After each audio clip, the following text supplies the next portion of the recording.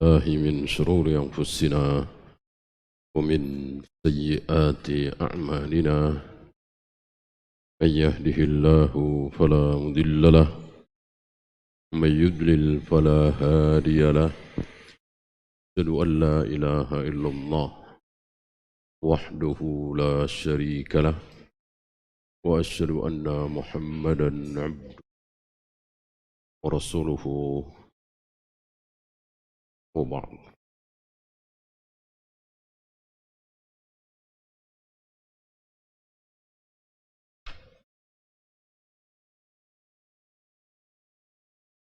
Sebelum kita masuk hadis 1295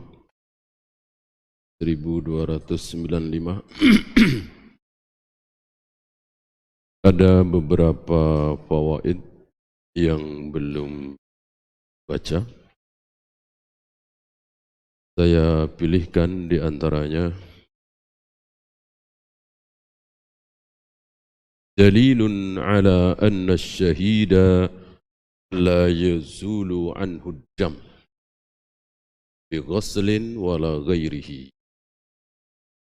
Hadis di atas yaitu 1294 merupakan dalil bahwa darah yang mengotori tubuh dan pakaian orang yang mati syahid tidak perlu dibersihkan, tidak perlu dimandikan. Jadi pakaian yang berlumuran darah, membasahi, mengotori pakaiannya dan badannya, dibiarkan begitu saja dan langsung dikubur. Ya. Bisa disolati, bisa tidak. Tentang kafan ini ada dua riwayat. Tanpa dikafani bisa, dikafani seperti Mus'ab bin Umair. Ma'ruf hadisnya di mana ditarik ke atas kakinya terlihat, tarik ke bawah kepalanya terlihat, maka Nabi memutuskan tarik ke atas sementara kakinya ditutup dengan ithqir, rumput ithqir. Kenapa? Karena akan menjadi saksi. Darah yang menetes-netes itu nanti akan kembali menetes di padang mahsyar di hadapan Allah, di hadapan seluruh makhluk dengan aroma yang sangat wangi. Warnanya warna darah, wanginya wangi misik, minyak wangi yang luar biasa.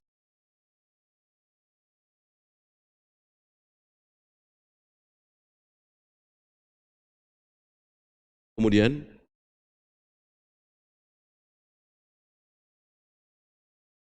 isbatu sifatil yad lillah, ketetapan adanya sifat tangan bagi Allah tidak diragukan lagi berdasarkan ayat dan hadis bahwa Allah memiliki tangan. Wajib diyakini. Tangan, ya tangan. Yang dimaksud tangan itu apa? Pertanyaan ini yang tidak wajar. Anak kelas 6 SD, bahkan anak kelas 4 SD tahu tangan itu apa. Kenapa kita yang sudah dewasa, sudah tua, masih nanya tangan itu apa? Wajah itu apa? Turun itu apa? Tentu ini tidak pantas ditanyakan. Allah punya tangan, Allah punya wajah, dan jangan bertanya maksud tangan ini apa. Semua orang tahu tangan itu apa. Itu. Maka orang yang mengatakan bahwa betul Allah punya tangan, tapi maksud tangan di sini wallahu a'lam, kita serahkan kepada Allah. Ini benar apa salah? Salah. Salah. Apa istilahnya? Tafwid. Tafwid ini tipis seolah ini manhaj salaf. Diserahkan kepada ini salah, ini keliru. Tangan bukan wallahu a'lam, wajah bukan wallahu a'lam, turun bukan wallahu a'lam. Yang wallahu a'lam itu apa? Ya, tangannya seperti apa? Sebesar apa? Cara Allah turun ke langit dunia seperti apa? Ini yang wallahu a'lam. Adapun maksud tangan bukan wallahu a'lam. Semua orang tahu tangan itu apa, wajah itu apa. Nah, disinilah ketergelinciran Asy'ariyah, Maturidiyah, walaupun tidak sefatal Jahmiyah yang mengatakan Allah tidak punya tangan, Allah tidak punya wajah. Tapi tetap salah tafwid itu. Yang diserahkan kepada Allah, yang kita harus mengucapkan wallahu a'lam, itu tangannya seperti apa, wajahnya seperti apa, cara turunnya Allah bagaimana, ini yang kita ucapkan wallahu a'lam. Ya. Kemudian laisa kullu fi'lin minan nabi sallallahu alaihi wasallam yadullu 'ala al-wujub. Tidak semua perbuatan nabi menunjukkan wajib. Tidak semua perbuatan nabi menunjukkan wajib. Maka orang yang mengatakan bahwa kan nabi melakukan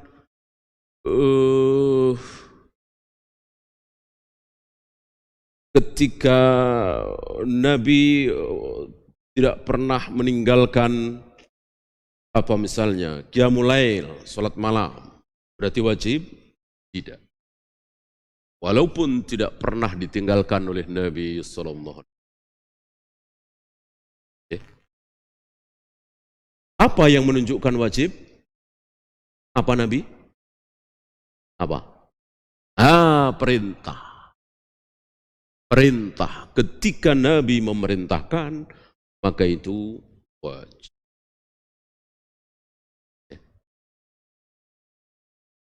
Timbul pertanyaan, bukankah Nabi tidak pernah menyuruh kita menunjuk dengan jari ketika sholat? Bukankah Nabi tidak pernah menyuruh kita merenggangkan tangan ketika sujud? Bukankah Nabi belum pernah menyuruh menempelkan kaki kiri dan kaki kanan ketika sujud? Berarti enggak wajib dong. Jawabnya wajib. Kenapa? Sallu kama ra'aitum. Salatlah kalian persis seperti caraku sholat. Berarti memerintahkan.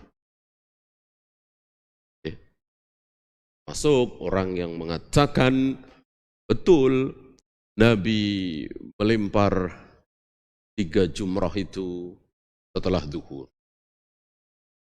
Tapi Nabi kan tidak pernah mengatakan lemparlah jumrah yang 3, tanggal 11, 12, 13, itu setelah zuhur.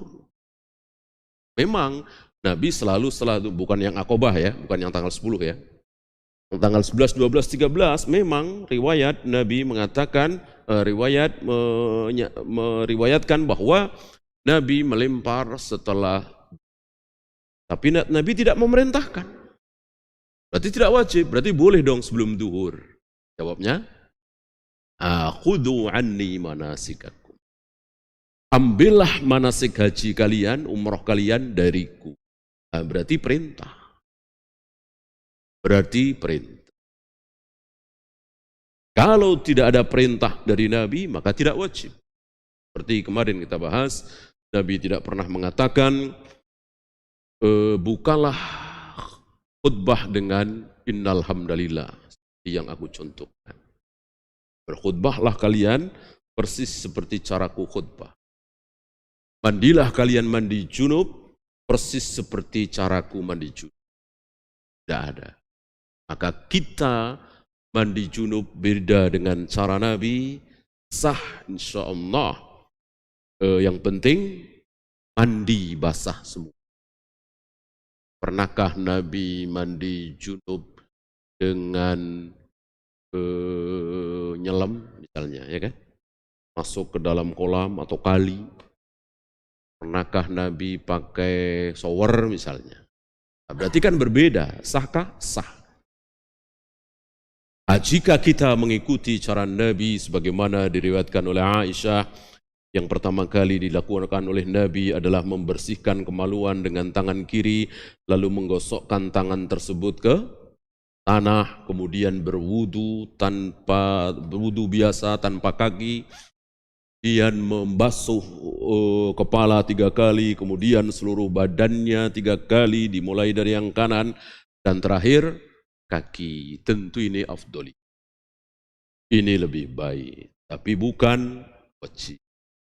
Seandainya tidak seperti itu, tapi basah semua, misalnya kita menyelam, sah insyaallah.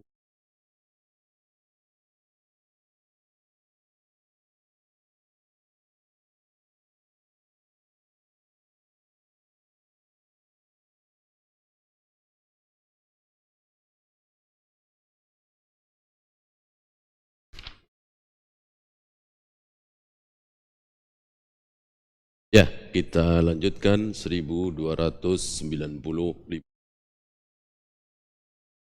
Wa anhu ay an Abi Hurairah radhiyallahu anhu qala Rasulullah sallallahu alaihi wasallam ma min maklumin, tidak ada satu luka yuklamu fi sabilillah, yang luka itu terjadi ketika jihad fi sabilillah, illa jaa yaumal qiyamati, kecuali nanti pada hari kiamat dia akan datang kepada Allah dengan luka seperti itu. Semakna dengan hadis yang kemarin. Wa kalmuhu yadma, sementara lukanya itu berdarah. Al-launu launud dam, warnanya persis seperti warna darah merah. Warrihu rihu miskin, sementara aromanya wangi. Ini muttafaqun alaih, sahih riwayat Imam Bukhari dan Muslim. Beliau tidak membawakan fawaid karena memang semakna dengan hadis sebelumnya, kecuali dalilun ala taharatil misk, dalil bahwa minyak wangi itu, misik itu suci. Sebetulnya ini bukan dalil, tapi penguat saja. Kenapa? Karena kaidah al-bara'atul asliyah, bahwa hukum asal seluruh benda di muka bumi ini, hukum asalnya suci apa najis? Suci. Suci. Ini suci, itu suci. Apa yang tidak ada di zaman Nabi? Suci. Yo misalnya, plastik misalnya, kertas misalnya, cairan kimia tertentu misalnya, suci. Menjadi najis kalau dikatakan najis kalau ada dalil. Sabda Nabi alaihi salatu wassalam yang menyatakan bahwa itu najis. Kotoran manusia, air kencing manusia, bukan hewan ya. Wadi bukan mani. Darah haid. Ini yang dinyatakan najis oleh Nabi sallallahu alaihi wasallam. Adapun di luar itu ada yang menyatakan najis, tapi bukan Nabi sallallahu alaihi wasallam. Dapat ulama yang tentu bisa benar, bisa sama dengan perempuan haid yang mengatakan bahwa perempuan haid tidak boleh sholat, tidak boleh puasa, tidak boleh tawaf, tidak boleh jima. Yang menyatakan itu siapa? Nabi sallallahu alaihi wasallam. yang menyatakan bahwa wanita haid tidak boleh masuk masjid, tidak boleh pegang mushaf Al-Quran, tidak boleh baca Al-Quran. Yang menyatakan siapa? Bukan Nabi SAW. Walaupun bukan orang bodoh, walaupun bukan orang jahil, walaupun ulama, tapi bukan Nabi SAW. Artinya bisa benar, bisa salah. Adapun yang 4 itu, sholat, tidak boleh sholat, tidak boleh saum, tidak boleh tawaf, tidak boleh jima. Yang menyatakan ini adalah Nabi SAW, yang tentu tidak mungkin salah. Ya. Oleh karena itu, dalil tadi dinyatakan sebagai dalil atas sucinya minyak wangi misik, ini penguat. Ya.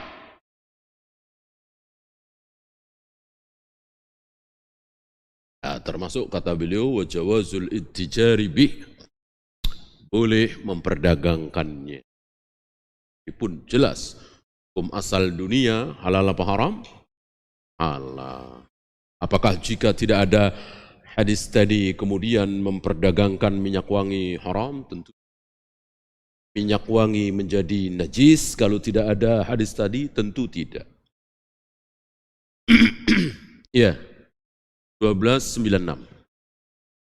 Wa an Mu'adzin radhiyallahu anhu 'anil Nabi sallallahu alaihi wasallam qala man qatala fi sabilillah, barang siapa yang qital, perang di jalan Allah, min rajulin muslimin, dan dia seorang rajul. Nisa tidak masuk di sini karena memang tidak ada, kecuali di garis belakang dokter misalnya mengobati yang luka-luka misalnya, itu dilakukan oleh Ummu Sulaim, dilakukan oleh Aisyah, bahkan Anas bin Malik sampai sempat melihat gelang kaki mereka. Perhatikan sedikit terlihat auratnya dalam keadaan darurat, mengobati pasukan yang terluka. Berarti memegang, ya, dalam keadaan darurat boleh.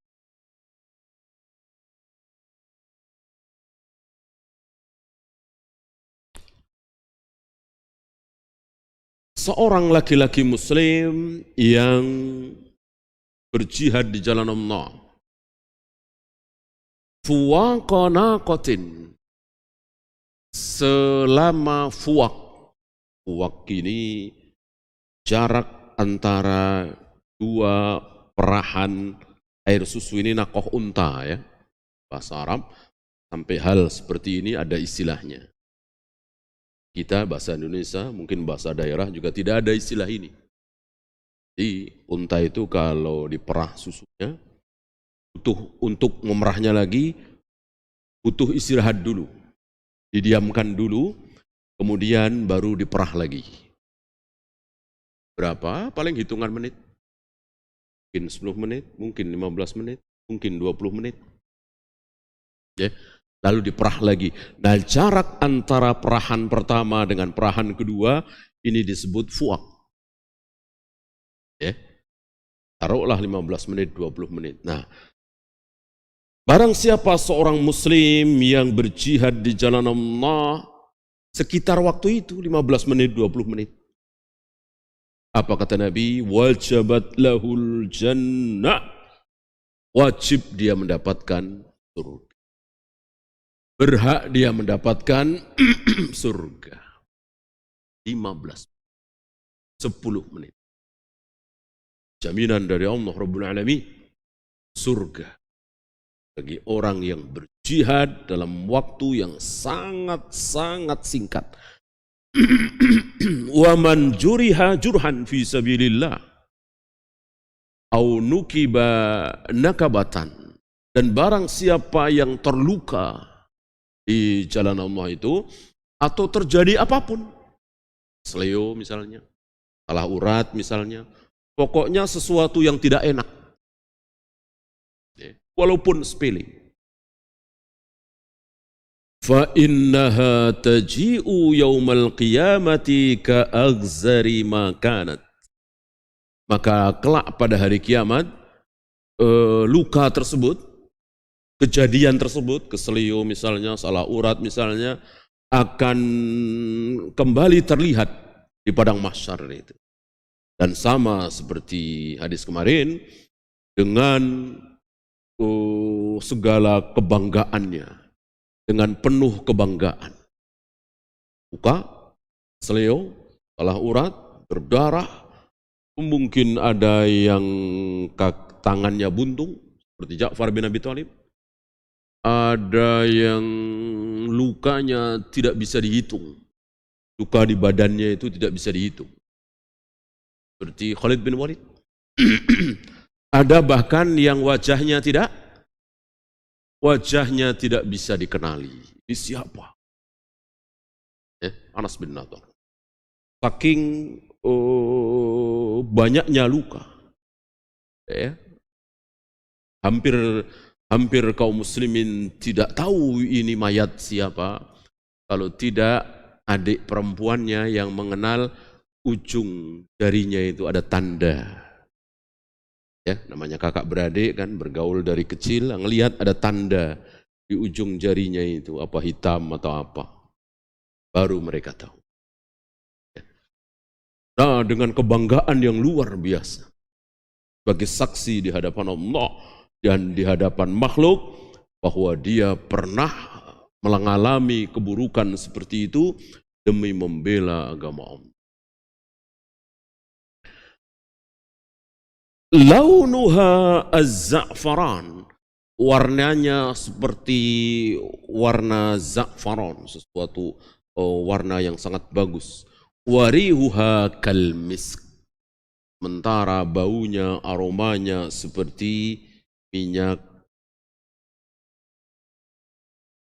Ini riwayat Abu Daud dan At-Tirmidzi, dan beliau mengatakan hadis hasan.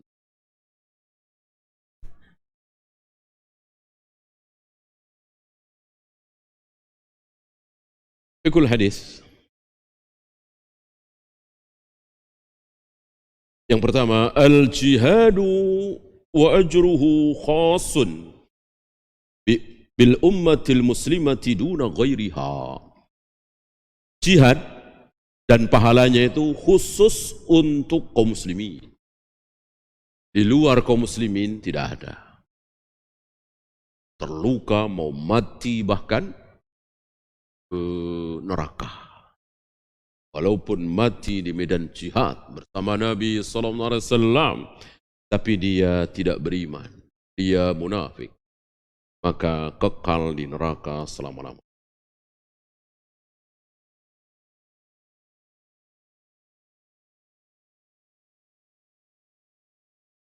Wasamu syahadati wa syarafuha la yatasharrafu bihi ghaira abna'i hadhihi al-ummati minal muwahhidin. Tanda syahadah itu, keutamaan syahadah itu, syahadah syahidkan orangnya. Apa yang dia dapatkan itu syahadah. Itu tidak untuk di luar umat ini yang tidak bertauhid. Atau dengan kata lain, walaupun zahirnya muslim, walaupun semua orang melihat dia sholat 5 waktu, puasa, haji, umrah tiap tahun, tapi dia tidak termasuk minal muwahhidin. Dia bukan orang yang bertauhid, tetap tidak sah jihadnya, tidak sah sholatnya, tidak sah hajinya. Di mana? Ya tentu di neraka kekal. Tidak bertauhid berarti? Tidak bertauhid berarti syirik. Tidak bertauhid berarti syirik. Karena syirik bukan hanya satu contoh. Sujud kepada batu, nyembah selain Allah, bukan itu dong. Bahkan Nabi katakan, man 'allaqa tamimatan faqad asyrak. Barang siapa yang menggantung-gantungkan sesuatu, yang dimaksud jimat, berarti dia telah berbuat syirik. Syirik bagaimana? Ya batal. Bukan orang yang bertauhid lagi, kalau dia berbuat syirik.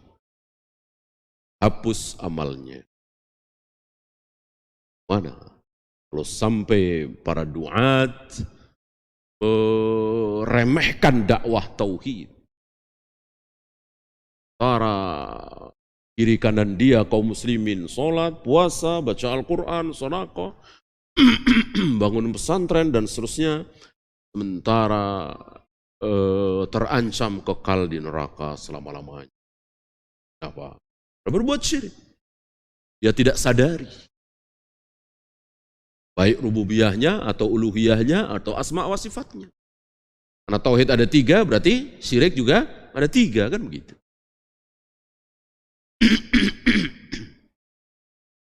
Yang mengakui ada pencipta lain selain Allah, syirik dalam hal rububiyah. Yang ini jarang sekali, kalau ada keterlaluan. Lebih parah dari Abu Jahal, Abu Lahab. Yang meyakini bahwa boleh memberikan persembahan kepada Allah, boleh memberikan persembahan ibadah kepada Jibril atau Mikail atau Rasulullah. Ini syirik uluhiyah. Asma wa sifat luar biasa. Masuk meyakini bahwa Allah tidak punya wajah, Allah tidak punya tangan, Allah tidak pernah turun ke langit dunia. Ini bagian dari syirik asma wa sifat.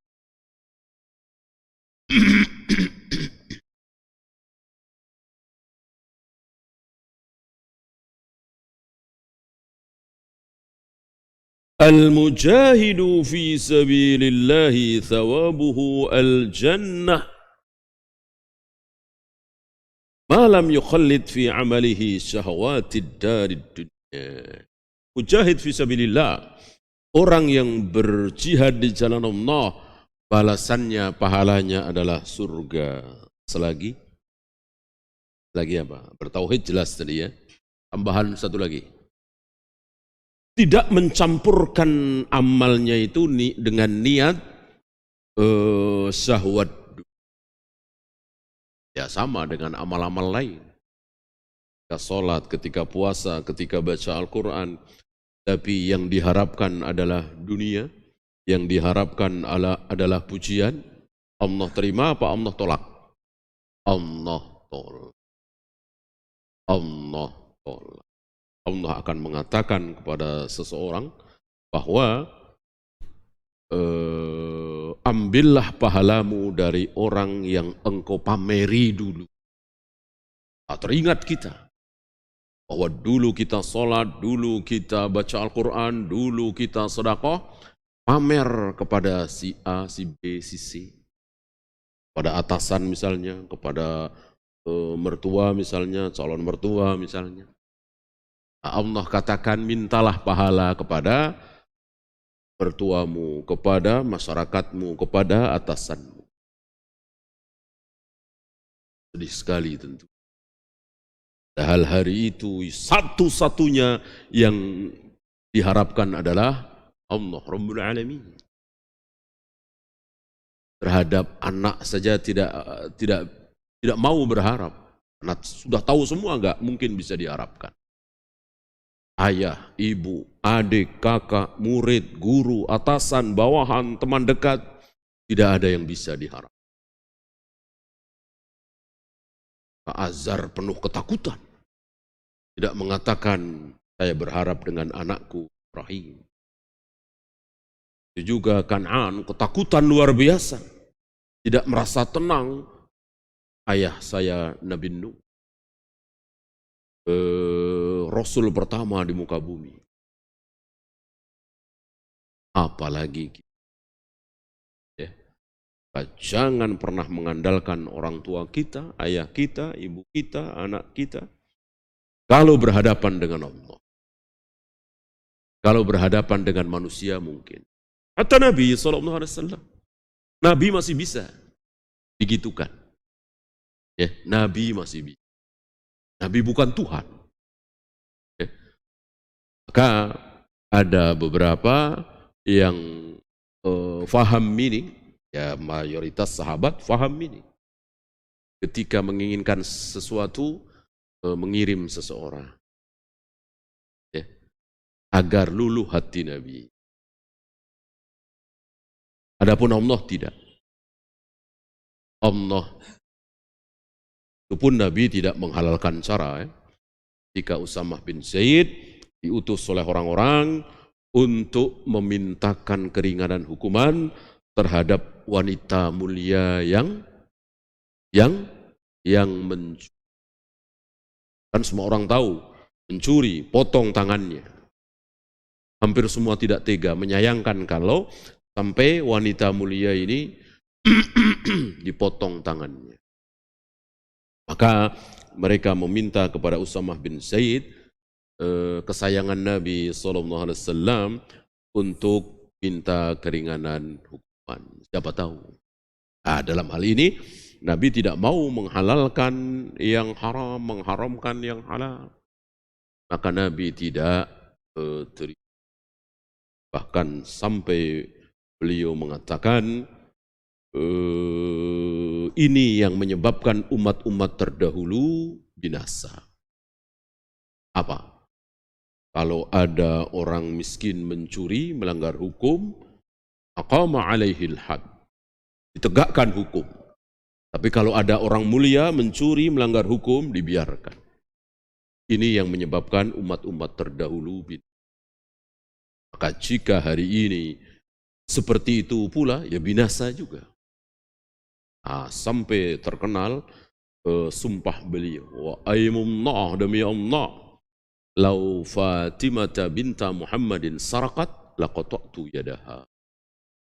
Seandainya Fatimah putriku mencuri, pasti aku akan potong tangannya. Dari sini keluar hukum bahwa seorang presiden, seorang khalifah tidak berhak memberikan apa? Grasi, amnesti, apalah pengampunan hukum. Ya, sangat bertentangan dengan hukum internasional. Bahwa seorang kepala negara, presiden berhak memberikan ampunan hukuman. Nabi saja tidak berhak. Apa yang telah ditetapkan oleh Allah tidak mungkin dibatalkan oleh Nabi.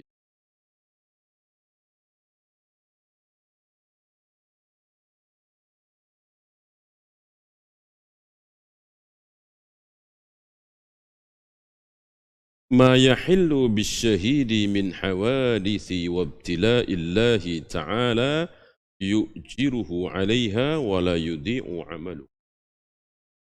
Apa yang menimpa seseorang yang mati syahid, kejadian apapun dari ujian yang Allah timpakan kepada dia, pasti akan mendatangkan pahala.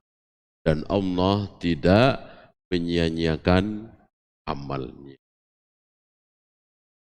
Ya, 1297. Wa an Abi Hurairah radhiyallahu anhu qala marra rajulun min ashabi Rasulillah sallallahu alaihi wasallam bi syi'abin. Ada seorang dari sahabat Nabi sallallahu alaihi wasallam melewati satu syi'ib. Syi'ib bisa lembah, bukit kecil begitu ya. Fihi uyainatun min ma'in. Di bukit tersebut ada mata air, ada sumber air. Ain ini bentuk tasgir, uyain, mata air yang tidak terlalu besar. Azbatin, air yang segar. Bayangkan negeri Arab ada, karena di Madinah kan beda jauh dengan Mekah ya. Mekah yang tandus luar biasa, Madinah ada beberapa tempat yang di situ hijau, kebun. Salah satunya ini. Atau mungkin di tempat lain di luar Madinah. Jadi ada seorang sahabat Nabi SAW melewati satu tempat yang bagus, ada sumber air di situ. Fa'ajabathu, dia begitu tertarik melihat pemandangan ini, tempat ini. Lalu dia mengatakan, Lau i'tazaltun nas, alangkah indahnya seandainya aku meninggalkan manusia, aku beruzlah, menjauhi manusia, meninggalkan keramaian, fa aqamtu fi hadzal syi'b, lalu aku tinggal di tempat ini, di syi'b ini yang indah ini. Walan af'ala hatta asta'dzina Rasulullah sallallahu alaihi wasallam. Tapi aku tidak akan melakukan sebelum aku minta izin kepada Nabi sallallahu alaihi wasallam. Ini salah satu sifat sahabat. Apapun yang dilakukan, minta fatwa kepada Nabi sallallahu alaihi wasallam. Boleh apa tidak? Bagus apa tidak? Wa dzakara dzalika li Rasulillah sallallahu alaihi wasallam. Singkat cerita, sahabat ini menyampaikan keinginannya kepada Nabi sallallahu alaihi wasallam. Nabi langsung menjawab, la taf'al. Jangan. Jangan engkau lakukan. Fa inna maqama ahadikum fi sabilillah. Karena makommu ketika engkau jihad fi sabilillah itu afdalu min salatihi fi baitihi 70 aman. Jihad sekali di jalan Allah itu lebih mulia, lebih baik, lebih afdal dari 70 tahun, 70 aman. Salat di rumahnya. Ya, dia mau beruzlah, menjauhi manusia, beribadah di situ. Salat 70 tahun, salat terus, kalah dengan sekali jihad. Salat apa? Salat apa? Salat sunnah. Bukan salat wajib tentunya. Salat 5 waktu dengan jihad, tinggi mana derajatnya? Tentu salat 5 waktu. Karena kan rukun Islam. Jihad rukun Islam apa bukan? Bukan. Jihad bukan rukun Islam. Ketika Ibnu Umar menyampaikan keutamaan jihad yang luar biasa, ada yang bertanya, kenapa tidak masuk rukun Islam? Ibnu Umar menjawab dengan ringan, itu yang kami terima dari Allah dan Rasul. Berarti harus dengan dalil. Tidak boleh dengan ra'yu. Kalau pakai ra'yu barangkali beliau akan memasukkan jihad ke dalam rukun Islam. Tidak, rukun Islam tidak ada jihad. Walaupun keutamaan jihad luar biasa. Berarti 70 tahun solatnya solat apa? Solat sunnah. Maka dikatakan fi baitihi, solat di rumahnya. Sebab kalau solat 5 waktu di mana? Di masjid, bukan di rumah.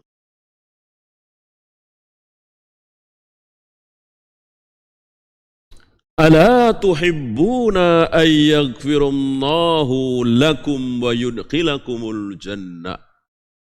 Apa engkau tidak suka Allah mengampuni seluruh dosamu dan memasukkan engkau ke dalam surga? Memasukkan engkau ke dalam surga. Ini memakai dhamir kum, antum. Padahal yang diajak bicara oleh Nabi berapa orang? 1 orang. Kan rajulun min ashabi Rasulillah sallallahu, 1 orang. Dari sini kita tahu bahwa memakai antum, memakai kum, padahal berbicara kepada 1 orang, boleh. Akan lebih sopan ya. Akan lebih sopan daripada memakai anta, ka. Sopan memakai antum, kum, walaupun 1 orang.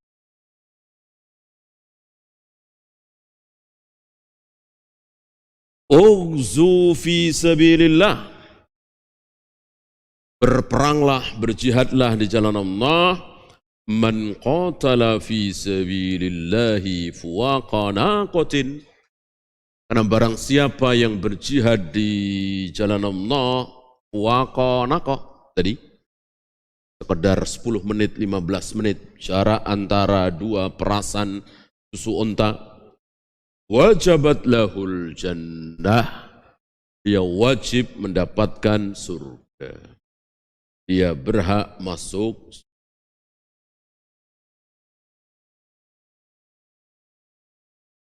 Ini riwayat Imam Bukhari dan beliau mengatakan hadis hasan. Fikul hadis. Al-ilmu qabla al-amal. ولذلك سأل هذا الصحابي رسول الله صلى الله عليه وسلم عن مسألته قبل عملها. Ilmu dulu baru amal. Bahkan Imam Bukhari ilmu dulu mengatakan, membuat bab khusus ilmu dulu sebelum beramal dan berbicara. Sebelum berbicara dan sebelum beramal. Apa? Ilmu dulu. Bahkan kalau ada yang bertanya, amal dulu apa ilmu? Jelas, ilmu dulu. Berbicara dulu, dakwah dulu, apa ilmu dulu? Ilmu dulu. Kalau ada yang bertanya, iman dulu apa ilmu dulu? Jawabnya, tetap ilmu dulu. Karena iman itu apa sih? Meyakini sesuatu. Sesuatu apa? Ilmu. Kalau nggak ada ilmunya mau meyakini apa? Ya. Saudara yakin? Ya, yakin. Apa iya jawab begitu? Saudara yakin? Tentu akan yakin apa? Yakin bahwa Allah lah satu-satunya pencipta jagat raya alam semesta. Ini kan ilmu. Allah lah satu-satunya pencipta jagat raya alam semesta. Anda yakin? Yakin. Allah lah satu-satunya yang berhak disembah, diibadahi. Anda yakin? Yakin. Ini kan ilmu dulu, baru yakin, baru iman. Maka apapun ilmu dulu. Ilmu dulu baru amal, ilmu dulu baru bicara, ilmu dulu baru dakwah, ilmu dulu baru iman. Oleh karena itu, sahabat ini sebelum memutuskan keinginannya, mewujudkan keimanannya, bertanya dulu kepada Nabi SAW. Ya, kita salat dulu. Wassalamualaikum warahmatullahi wabarakatuh. Wa akhiru da'wana alhamdulillahi rabbil alamin.